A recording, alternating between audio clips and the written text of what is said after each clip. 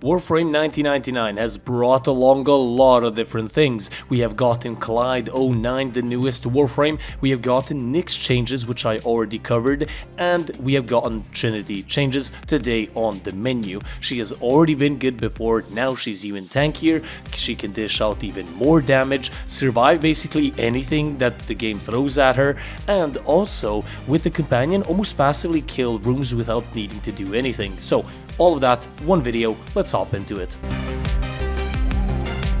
Now, compared to Nyx, she hasn't got that many changes. Nyx has now become basically a walking nuke. You can actually check out my video on her in the little top eye up there, but she has gotten plenty of good changes that make her even better now. We're going to be starting off with the passive. Trinity and her allies within affinity range gain bonus health equal to her max energy. I love this. I know she's supposed to be a support Warframe, but Pablo and someone, please add something for us solo players that might want to play Trinity solo, I guess. That would be incredibly good. Other than that, pretty good. We have the first ability, Well of Life. You can select up to 3 targets that are gonna pulsate and give you health back. Status is gonna get redirected to these enemies, and shooting them will give you even more health. If you are about to die and or one of your allies, this can die instead of you or your ally and then basically revive you at full health. Keeping in mind there is a cooldown on this, but that's not that big of an issue. Energy Vampire is the second ability, and you basically select a target,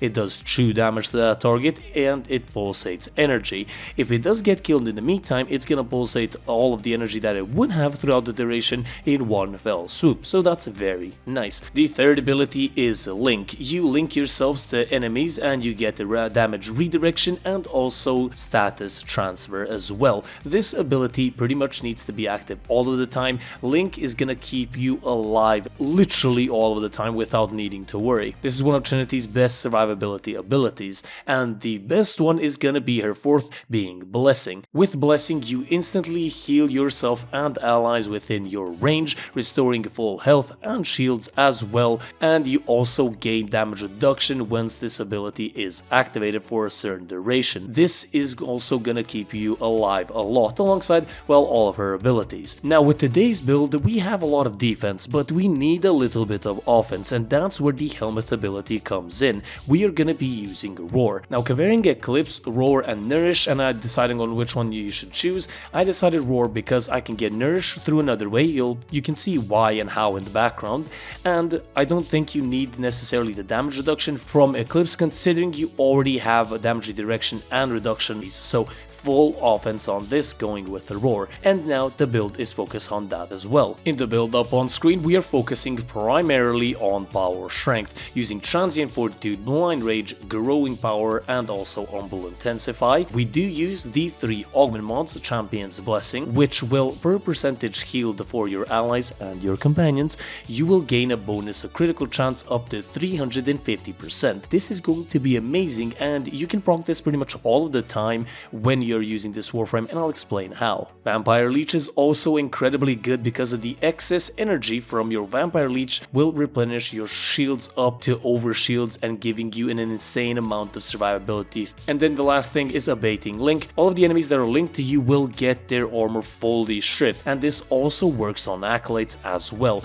so this is gonna help out a lot. Now, Prime Surefooted is not necessarily needed here. You can use either Power Transfer or Cunning Drift. Either one of them is gonna work. I use it because I use the Kuva Ogress and some AoE weapons on occasion. You might have seen Molt Efficiency, extra duration, you're gonna have your shields pretty much active all of the time. If not, use your 4th ability. Arcane Avenger is gonna increase your critical chance even more.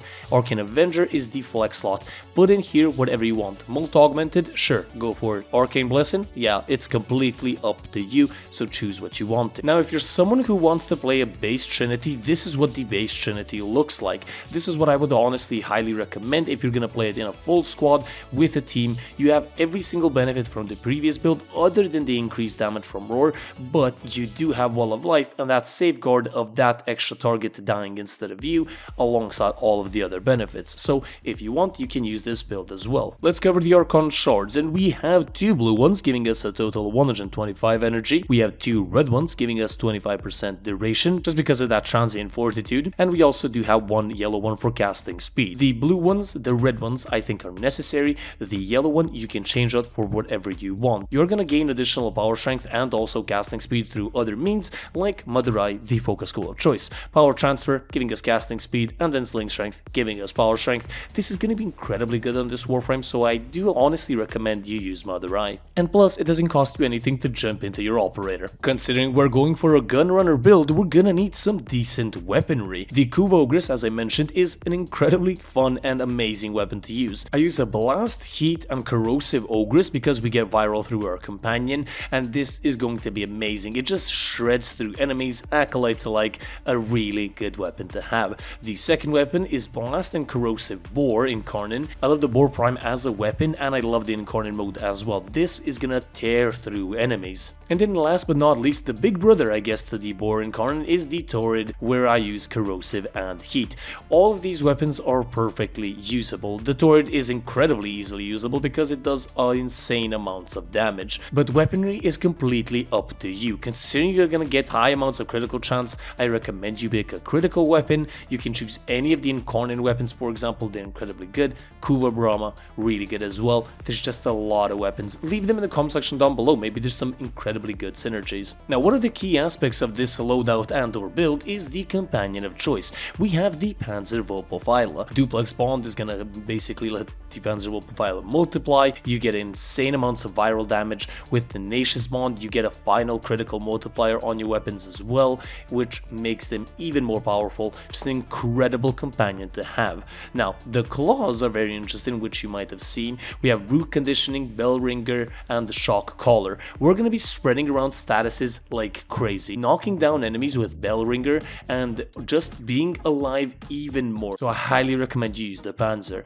But how are you supposed to use the build? Well, plain and simple. Cast your second ability, gain a little bit of energy, set up your 3, and then let your companion take the damage because of your champion's blessing needing health to give you the bonus. Your companion is gonna take the damage to its health, and you slowly are gonna build it up faster and faster and higher up to that 350% without any issue, considering you're not gonna be taking any damage throughout this gameplay. And then have your 3 active, as I said, pretty much all the time alongside your 4th, activate your 2nd a couple of times, and then use Roar and just destroy everything with your weapons, or as you might be seeing with your Panzerwurfpfeiler. The Panzer is actually going incredibly crazy here, an incredibly good primer, so that's why I recommended it. But hopefully you guys enjoyed the video. This was me, your lovely host Weasel. If you guys did, do leave a like, subscribe. I make a lot of Warframe content and it takes a little bit of time, so maybe even becoming a member would be even more appreciated by me. Thank you very much. And Toasted Spectre, you have been amazing, a long time member to the channel and also gifting members. I love you so much. Thank you, thank you, thank you. This has been your lovely host Weasel, and I'll see you guys on the next one.